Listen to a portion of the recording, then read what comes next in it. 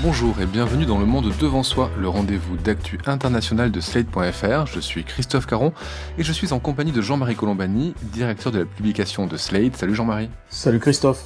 Et d'Alain Frachon, éditorialiste au Monde et spécialiste des questions internationales. Salut Alain. Bonjour Christophe. Céline Dion disait « On ne change pas, on met juste les costumes des autres sur soi » et on ne sait pas si Marine Le Pen et Matteo Salvini ont changé. En tout cas, les deux leaders populistes semblent désormais revêtir des costumes d'europhiles. Déjà amorcé en 2019 avec l'abandon de l'idée de Frexit et de sortie de l'euro, le virage de Marine Le Pen semble se confirmer, même si on le verra. La candidate d'extrême droite à la présidentielle reste critique envers les institutions européennes. En Italie, c'est Matteo Salvini, le patron de la Ligue, mouvement populiste, souverainiste et identitaire, qui a fait sa mue à l'occasion des négociations pour la constitution du gouvernement Draghi. On vous en parlait dans Le Monde Devant Soi. Le tout alors que la cohésion des pays de l'Union européenne semble mise à rude épreuve par les stratégies de chacun contre le Covid, que ce soit les difficultés administratives imposées par l'Allemagne aux travailleurs frontaliers en provenance de Moselle, ou, moins anecdotique, le choix de l'Autriche de faire cavalier seul pour les vaccins. Alors vous allez nous raconter tout ça, messieurs, mais commençons par ce recentrage de Marine Le Pen, et je mets recentrage entre guillemets. Assiste-t-on à une prise de conscience pragmatique, ou cela relève-t-il selon vous d'une stratégie purement politique, Jean-Marie ? Je pense que c'est une stratégie politique à la fois élaborée et sûre d'elle-même.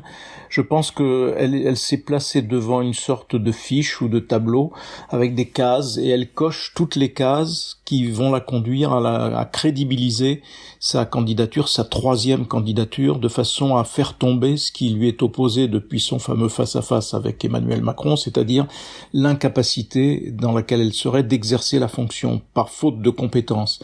Sur ce chemin-là, elle prend des positions qui sont de nature à faire tomber les arguments qu'on pourrait lui opposer. Et elle a très vite compris, enfin très vite ou très tard compris, c'est selon, que vous ne pouvez pas présider la France si vous êtes anti-européen. Je veux dire, le président français ou la présidente française, elle est coprince d'Europe. C'est une de ses fonctions essentielles maintenant. Donc si vous ne comprenez pas ça, vous n'avez aucune chance d'atterrir à l'Élysée. C'est ce qui avait un petit peu motivé aussi Jacques Chirac dans ses attitudes qui étaient au point de départ assez anti-européennes sur certains points. Rappelons-nous que Jacques Chirac était opposé à l'entrée de l'Espagne et du Portugal dans le marché commun. Et puis petit à petit, plus il se rapprochait de l'échéance présidentielle et plus il avait évidemment adapté son discours en fonction des buts et des objectifs de l'Union européenne, dont il faut rappeler que la construction européenne est une ambition française. C'est fondamentalement une ambition française. Donc voilà, Marine Le Pen remplit case après case. L'autre point essentiel d'ailleurs, mais qui est relié aux questions européennes, c'est son attitude sur la dette. Alors qu'un certain nombre de gens, notamment à l'extrême gauche, demandent l'annulation de la dette Covid, elle dit non, une dette, il faut la rembourser, il faudra mettre des politiques en place pour cela. Donc là, aussi, c'est un pas majeur dans un système européen qui, à partir de 2023, va commencer à repenser à ses règles de fonctionnement, alors que ces règles de fonctionnement, comme vous le savez, notamment les règles touchant le déficit, ont été mises entre parenthèses à cause de la crise Covid. Donc je pense que c'est une démarche vraiment résolue et construite de la part de Marine Le Pen, qui est d'autant plus facile pour elle, si j'ose dire, que par ailleurs le reste de l'évolution de la société va dans son sens. Il y a une imprégnation de plus en plus grande des idées qui viennent de l'extrême droite, notamment en matière d'immigration, en matière de réfugiés, etc. Et il y a aussi un contexte, les rixes entre bandes, les jeunes tués d'un coup de couteau à cause de batailles entre bandes rivales, etc., qui crée un climat d'insécurité qui ne peut que, par ailleurs, lui profiter. Donc, d'un côté, l'évolution du spectacle de la société, spectacle entre guillemets, la sert, et de l'autre, elle s'emploie à cocher toutes les cases qui vont la rapprocher de l'exercice du pouvoir, et c'est notamment le cas aussi de son alliance avec Matteo Salvini, qui était au départ une alliance anti-européenne, et qui va devenir un des éléments du débat intra-européen, critique certes, mais intra-européen, et non plus, on se situe plus à l'extérieur. Alors je précise pour nos auditeurs à propos de la prise de position de Marine Le Pen sur le remboursement de la dette que c'est par une tribune signée dans le quotidien libéral L'Opinion que Marine Le Pen a montré cette prise de position qui a surpris beaucoup de gens. Pour vous, Alain, aussi, c'est une prise de position purement politique, ce revirement, si on peut appeler ça ainsi, de Marine Le Pen sur l'Europe ? Je pense qu'elle coche les cases qu'il faut en ce moment remplir si vous voulez être un parti de gouvernement en Europe. Pour répondre à votre question, Christophe, je voudrais croire que c'est un mouvement d'opinion européen. C'est une prise de conscience européenne aussi, et qui se traduit un peu par un frémissement dans les sondages. Je veux dire par là que la Chine de Xi Jinping, la Russie de Poutine, deux pays qui, d'une manière ou d'une autre, nous montrent que nous ne sommes pas dans un monde de bisounours, mais que nous sommes dans un monde de rapport de force. Et si vous ajoutez à ça des États-Unis, qui depuis Obama, avec Trump bien sûr, mais sans doute aussi avec Biden, qui sont plutôt sur le retrait, même si les États-Unis reviennent dans les grandes institutions internationales, mais vous avez quand même le tableau d'une scène internationale où ce qui guide les relations entre États, ce n'est pas le droit international, ce ne sont pas les organisations où les États coopèrent gentiment entre eux, ou pas du tout, ce n'est pas les organisations internationales, mais ce sont les rapports de force. Et il y a une prise de conscience de ça. Et consciemment ou inconsciemment, il y a une peur d'une mondialisation aux couleurs chinoises, et qui fait que il y a le sentiment que nous n'existerons, que nous n'arriverons à maintenir un degré de souveraineté, un vrai degré de souveraineté, qu'au sein de l'Union européenne. Regardez ce qui se passe dans des domaines assez techniques et compliqués, qu'il ne faut pas forcément la une du journal télévisé. Mais on est en train, avec les États-Unis, l'Europe et les États-Unis, mais la Chine sera obligée de suivre, sont en train de refaire les règles du commerce international pour refonder l'Organisation mondiale de la santé. Eh bien, naturellement, les pays européens pris un par un n'ont pas leur mot à dire dans cette refondation des règles du commerce international, qui est une refondation qui va aller dans un sens où il y aura plus de protectionnisme, de bloc à bloc. Regardez ce qui vient de se passer la semaine dernière à l'OCDE. Les États-Unis ont dit, eh bien finalement, nous acceptons le schéma ou l'un des schémas que propose l'Union européenne et nous voulons en discuter sur la taxation des GAFA. Aucun pays européen seul ne peut discuter avec les États-Unis en face à face de la taxation des GAFA parce qu'ils ne pèsent rien. Regardez ce qui vient de se passer. Même chose, toujours à l'OCDE. Dossier que l'administration Trump s'était refusée à ouvrir. Eh bien, les États-Unis de Biden disent « et OK ». Et nous allons même discuter du problème, non pas simplement, si vous voulez, de la taxation des GAFA, mais du pouvoir politique qu'exercent les GAFA en tant que plateforme qui accueille le débat public.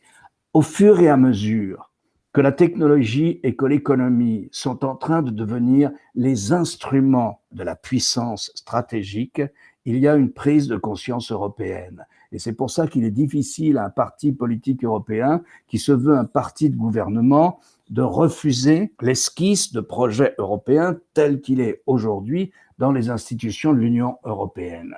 Voilà ce qu'il faut ajouter à cette scène uniquement européenne, c'est semble-t-il une prise de conscience. Alors comme le dit très bien, d'ailleurs je crois qu'il a tout à fait raison là-dessus Hubert Védrine, cette prise de conscience malheureusement ne va pas jusqu'au sentiment qu'il faut qu'il y ait une Europe de la défense autonome, indépendante, même si les pays de l'Union européenne restent au sein de l'OTAN pour la quasi-totalité d'entre eux. Mais ça ne va pas jusque-là. Lorsqu'il s'agit de défense et de relations stratégiques en État, je crois qu'il n'y a pas une prise de conscience de l'opinion européenne qui forcerait les partis politiques européens et les dirigeants européens à aller dans ce sens. Là, la solitude qu'évoquait tout à l'heure Jean-Marie, la solitude de la France, elle est encore totale. Alors cette prise de conscience européenne dont vous parlez, Alain, elle a aussi frappé Matteo Salvini, le leader populiste italien. Jean-Marie, qu'est-ce qui l'a fait changer d'avis selon vous, Matteo Salvini? Est-ce que ce sont les 209 milliards d'euros promis à l'Italie par l'Union européenne? Est-ce que c'est aussi une stratégie politique ou est-ce que c'est un retour aux origines de la Ligue qui, j'ai découvert ça en préparant cette émission, à ses origines n'était pas foncièrement anti-européenne mais plutôt pro-Europe? À l'origine, la Ligue, ça s'appelait la Ligue du Nord. C'était un mouvement qui prônait l'autonomie, voire l'indépendance d'une partie du nord de l'Italie, dont il faut se souvenir que les régions lombardes, Vénétie, Ligurie, surtout d'ailleurs la Lombardie, sont les poumons économiques de l'Italie. Ce sont des zones, des aires de géographiques extrêmement performantes, très performantes, qu'on peut d'ailleurs très bien comparer à des régions allemandes. et qui sont très fortement exportatrices. L'Italie exporte davantage que la France. Et donc tout ça est concentré dans ces régions du Nord, et une partie des élites d'ailleurs du Nord voulaient cesser de soutenir à bout de bras le Sud avec un discours qui était d'ailleurs un discours raciste, mais le racisme commençait à Rome. À partir du moment où vous habitiez Rome ou au sud de Rome, vous n'étiez pas digne de faire route avec l'Italie du Nord. Donc c'est ça les origines de la Ligue, qui était en effet à l'époque aussi pro-européenne. Ce qui a fait changer d'avis Matteo Salvini, c'est d'abord le fait qu'il a échoué dans sa tentative de prise du pouvoir et d'affirmation d'un pouvoir personnel, puisque c'est là qu'est intervenue l'opération montée par Giuseppe Conte, qui a conduit un gouvernement très très responsable jusqu'à ce que ce gouvernement soit, dynamité par Matteo Renzi, et on arrive à Mario Draghi. Donc il y a la personnalité de Mario Draghi qui compte, il y a aussi le plan européen, parce que personne en Italie ne peut tourner le dos aux 200 milliards ou 209 milliards d'euros qui vont arriver et qui vont sauver l'économie italienne, et donc ça c'est une motivation aussi extrêmement puissante dans le revirement de Matteo Salvini. Et puis il lui est apparu qu'il était impossible de se mettre hors du jeu d'union nationale qui était en train de se constituer autour de Mario Draghi, parce que qui aurait pu récuser Mario Draghi comme sauveur de l'Italie. Donc ce sont ces conjonctions de facteurs qui font que, par ailleurs, les industriels du Nord, ceux-là même qui avaient soutenu la Ligue au départ, il était évident qu'ils n'auraient pas suivi Matteo Salvini si Matteo Salvini était resté en marge et anti-européen. Il aurait donc perdu une bonne partie de sa base et de son financement d'ailleurs. Donc voilà, ces conjonctions-là expliquent qu'il soit aujourd'hui rallié, d'ailleurs avec des mots qui se pincent pour le croire, parce qu'il parle comme un europhile de base. Est-ce que ces recentrages, Alain, peuvent changer le rapport de force au sein du Parlement européen ? Au sein du Parlement européen, nous avons vu que le groupe qui rassemble l'ensemble des familles de la démocratie chrétienne, le centre droit français, les Républicains par exemple, naturellement le Parti chrétien-démocrate, mais cette grande formation, le PPE, qu'on appelle le Parti populaire européen, jusqu'à cette semaine, elle incluait le Fidesz, le parti majoritaire au Parlement hongrois, parti qui a été façonné par Orban. Eh bien, le PPE s'est enfin décidé à mettre dehors, il n'y a pas d'autre mot, à mettre dehors le Fidesz au Parlement européen. Alors, il l'a fait en disant, nous allons adopter de nouveaux critères d'exclusion, et avant même d'être exclu formellement, le parti majoritaire en Hongrie, le Fidesz, a dit de lui-même, eh bien, nous quittons le PPE. On ne sait pas trop où ils vont aller. Est-ce qu'ils vont aller à un autre regroupement de partis droite de la droite au sein du Parlement européen? Je ne sais pas s'ils vont aller là. Certains disent que stratégiquement, au Parlement européen, il valait mieux garder le parti Fidesz à l'intérieur du grand regroupement de la droite, qui est majoritaire au Parlement européen aujourd'hui, donc à l'intérieur de ce parti populaire européen, qu'il nuirait moins à l'intérieur de la tente plutôt qu'à l'extérieur de la tente. Bon, je n'en sais rien, on verra ce qui se passe. En revanche, dans une autre institution européenne, qui est celle qui décide véritablement, c'est le Conseil européen. Il est évident, comme nous le disions il y a quelques semaines, je crois, que l'arrivée de Mario Draghi change les rapports de force au sein du Conseil européen, qui était dominé par le dialogue entre Mme Merkel et le président Macron.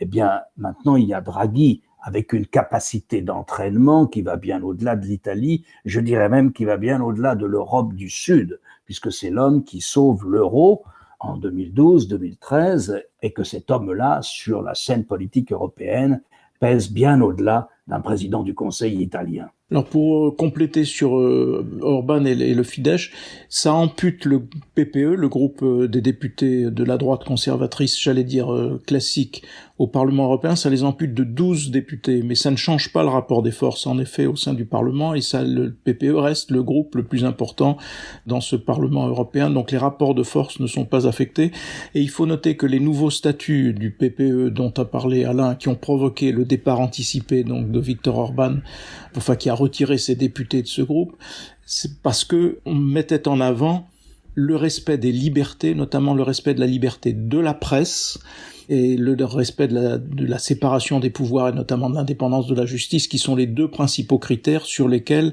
notamment les chrétiens démocrates allemands, mais pas seulement, tout le monde à droite commençait à être un petit peu exaspéré parce que Orban en sort manifestement de façon de plus en plus explicite. Et par ailleurs, il se comporte comme s'il était, j'allais dire, le petit télégraphiste de Vladimir Poutine, et cela de plus en plus ouvertement. Tous les leaders populistes n'ont pas eu l'épiphanie qu'ont eu Salvini et Le Pen. Sébastien Kurz, le chancelier autrichien, lui, a décidé de s'opposer à l'Europe et de s'associer avec le Danemark et Israël pour développer et distribuer un nouveau vaccin, quand du côté de la Hongrie, de la Slovaquie et de la République tchèque, on choisit de s'en remettre aux vaccins russes et chinois en dehors de toute coordination européenne. Ça montre finalement qu'on a quand même toujours un noyau populiste assez dur dans la partie est de l'Europe, Jean-Marie. Ce qui était un peu affligeant et un peu désespérant, mais c'est le lot de toutes les périodes de la construction européenne. C'est une construction extrêmement complexe, lente, à nul autre pareil, parce que ça n'a jamais existé de cette façon. On a l'impression que les choses avancent, c'est ce que soulignait Alain tout à l'heure en disant il y a une prise de conscience malgré tout que sans ce bloc européen, plus personne n'existe. Enfin, nos pays n'existent plus, sont rayés de la carte, et donc c'est une prise de conscience qui a évidemment fortement avancé, que Donald Trump a aidé à sa façon, tant il a décrété son hostilité à l'Union européenne. Et puis, au moment où on pense que, voilà, s'il y a un progrès assez fort de ce point de vue-là, pof, tout s'arrête ou tout s'effondre, tout semble s'effondrer à nouveau. Et ça, c'est les polémiques sur le vaccin qui arrivent en disant tous les reproches qui sont faits à la Commission de ne pas avoir négocié assez tôt, de ne pas avoir négocié suffisamment de doses, ainsi de suite. Alors, les choses rentrent dans l'ordre petit à petit, mais chacun dans son camp joue sa partie, et donc ça explique le positionnement du chancelier autrichien et le positionnement des autres, qui tout ça va d'une certaine façon rentrer dans l'ordre parce que le vaccin russe se soumet enfin au contrôle des institutions européennes. Donc on verra s'il est validé par l'agence européenne, et donc là, à partir de ce moment-là, ça changera évidemment la donne.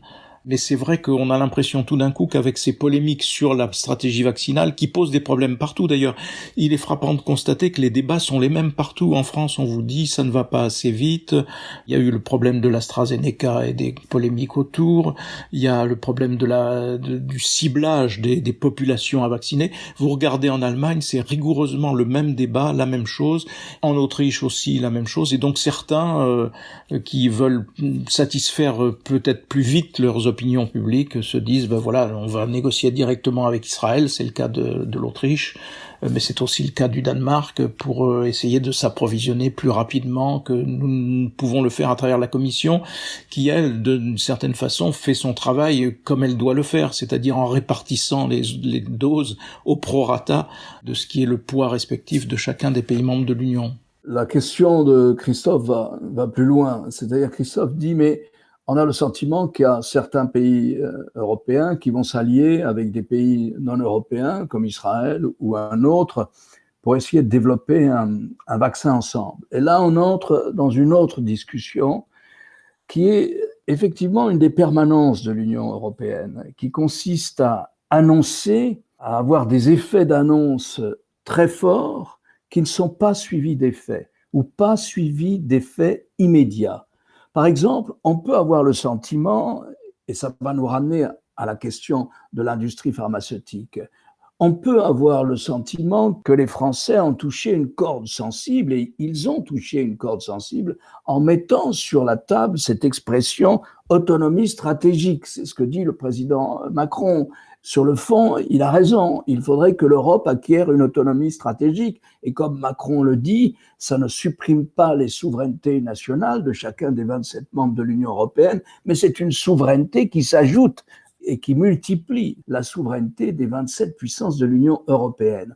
Très bien. Alors, autonomie stratégique, ça fait partie de cette prise de conscience. Le terme est plus ou moins bien accepté, mais je pense qu'il va faire son chemin.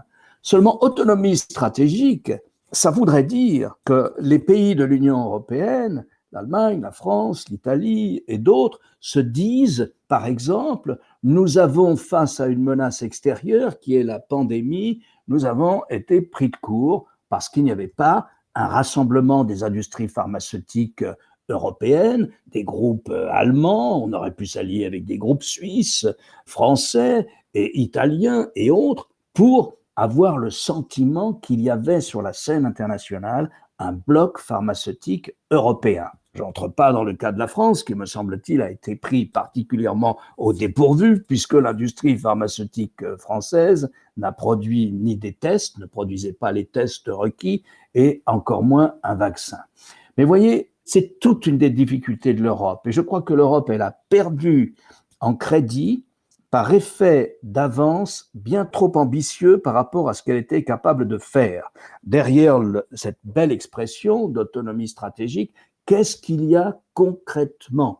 Est-ce que l'industrie allemande, qui souvent possède des groupes mondiaux, va se dire, bon, il faut qu'on se rapproche des groupes français ou des groupes italiens pour constituer véritablement des blocs industriels ou dans le domaine des services qui soient capables de faire face aux blocs chinois, américains ou autres? Je ne crois pas. Et c'est tout le paradoxe, si vous voulez, de la situation que nous vivons en ce moment. Ce sentiment qu'il faut que l'Europe acquiert une autonomie stratégique. Alors, en matière de défense, c'est totalement raté, me semble-t-il. On ne va pas du tout vers une Europe de la défense, ou tellement lentement que personne n'en voit les effets. Il faudra attendre sans doute 1 ou 2 générations. Mais il y a des zones intermédiaires, l'agroalimentaire, l'industrie pharmaceutique, où un pays qui veut compter au XXIe siècle, je veux dire une puissance, un bloc, si on veut faire figurer parmi les puissants du XXIe siècle, eh bien, il faut qu'il y ait des rassemblements d'entreprises européennes. Pour le moment, on n'en prend pas vraiment le chemin, même s'il y a une prise de conscience que seule l'Union nous permettra de compter dans le monde de demain. Dernière question justement à ce propos-là. On a expliqué et répété ici que la politique de santé était propre à chaque État et ne dépendait pas de l'Union européenne. On a vu les difficultés de l'Union et de chaque pays à lutter contre le Covid. Est-ce que, en un an, l'idée d'une politique de santé commune en Europe fait son chemin ou est-ce que c'est toujours pas l'ordre du jour?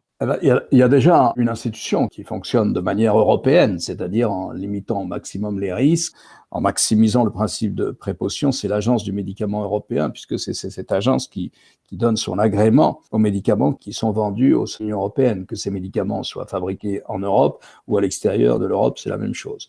Alors Jean-Marie disait tout à l'heure que les Russes avaient enfin déposé leur dossier auprès de l'Agence européenne du médicament pour que leur vaccin soit accepté. Ils ne l'avaient pas fait jusque-là. Alors oui, moi je pense que ça progressera. Il y aura ce sentiment que naturellement, la pharmacie, le médicament... Écoutez, je sais bien qu'il y a eu une cacophonie des experts, mais s'il y a au moins un point commun entre les experts, c'est que l'évolution démographique, une partie de la déforestation, l'évolution de nos sociétés déconfine des épidémies. Nous allons entrer dans une époque où il y aura de manière récurrente des pandémies, des épidémies, mais qui vont prendre une dimension mondiale, qui vont circuler naturellement.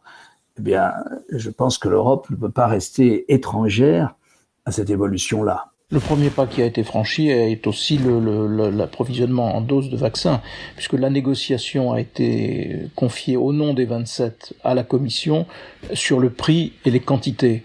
Et donc ça, même si c'est critiqué aujourd'hui parce que trop lent ou pas suffisant ou pas, etc., ou le prix n'ont pas accepté un prix suffisamment élevé pour être servis les premiers, tout ça est vrai, mais il n'empêche que cet acte-là est un acte majeur et qui est évidemment une première pierre dans un domaine où, comme le dit Alain, c'est un domaine qui va devenir récurrent et malheureusement que l'on va devoir affronter de façon plus régulière qu'auparavant. Merci, messieurs, pour votre participation à cet épisode du Monde devant soi. Alain, cette semaine, dans votre chronique du Monde, vous nous parlez de la perte d'influence du Royaume-Uni, c'est ça? Je pose la question, à quoi va ressembler la politique étrangère du Royaume-Uni maintenant que le Royaume est sorti de l'Union européenne? Et il faudra que vous nous racontiez un jour, Alain, à quoi va ressembler la famille royale avec les querelles qui s'ouvrent aujourd'hui. Ça va devenir un peu plus passionnant que la série elle-même, la série The Crown. Et je rappelle, Jean-Marie, votre participation à l'émission Politique chaque jeudi sur France 24. Merci messieurs et à la semaine prochaine pour un nouvel épisode du Monde devant soi. Merci Christophe. Au revoir Christophe. Retrouvez le Monde devant soi chaque vendredi sur slate.fr ou votre plateforme de podcast préférée.